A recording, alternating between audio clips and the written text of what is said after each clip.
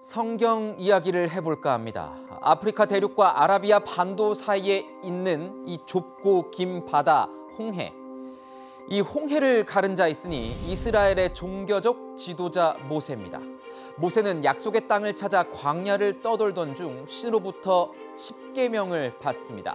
부모를 공경하라, 살인하지 말라, 간음하지 말라, 도둑질하지 말라, 남의 재물을 탐내지 말라, 거짓 증언을 하지 말라.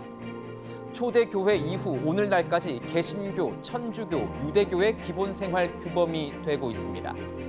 목자가 어린 양을 기르듯 무릇 한 교회의 목회를 맡은 목사라면 자신이 믿는 이 같은 신의 율법을 무엇보다 우선해야 하건만 현실 속 이 목사는 세상 사람들의 눈이 더 무서웠나 봅니다. 나이지리아를 방문한 뒤 귀국해 코로나 확진 판정을 받은 40대 목사 부부. 병은 걸리고 싶다고 해서 걸리고 걸리기 싫다고 해서 걸리지 않는 것이 아니니 결코 죄가 될 수 없습니다. 고통이 아닌 위로와 연민이 신의 목적이니 신 또한 이들을 안타까워했을 겁니다. 하지만 그들은 이런 신의 뜻을 거역했습니다. 전 국민이 코로나 변이 바이러스 오미크론의 기습을 우려하는 상황에서 거짓말을 했습니다. 본인들을 태워준 지인의 존재를 숨긴 채 방역 택시를 타고 집에 갔다는 거짓 증언. 지인의 안위를 걱정해 던진 그 가볍디 가벼운 한마디에 종교인의 양심이 버려졌고 국민들이 지켜온 방역 체계에는 빈틈이 생겼고 그렇게 오미크론은 국내에 상륙했습니다. 나라에서 이렇게 지금 우리 때문에 지금 난리인데 너무 죄송하죠. 죄송한데 사람들한테도 미안하고.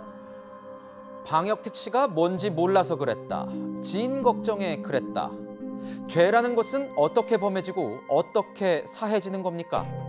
코로나 폭증으로 국민들은 병상이 없어 발만 동동 구르고 있는데 난데없이 홍남기 부총리의 아들이 서울대병원에 특혜 입원했다는 논란이 제기됐습니다.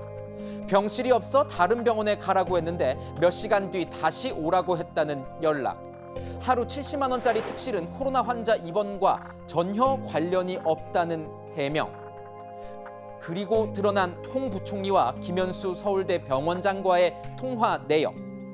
여당 지도부마저 이해가 안 간다니 일반 국민들은 어떻겠습니까?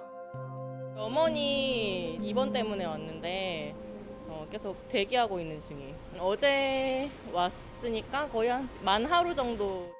진료를 받는 것도 힘들고 입원하는 것도 힘들어요. 거진 한 달 동안은 기다려야 됩니다. 정치, 경제, 안보, 외교, 국방, 사회, 문화, 종교, 언론, 학술, 예술계의 지도자. 한 무리를 가르치고 이끌어주는 사람에게 필요한 것은 무엇입니까? 그들에게 사회가 요구하는 도덕적 의무는 어디에 있습니까? 오블리주를 다하지 않는 자, 노블리스가 될 수 없는 법입니다. 지금까지 화나요 뉴스였습니다.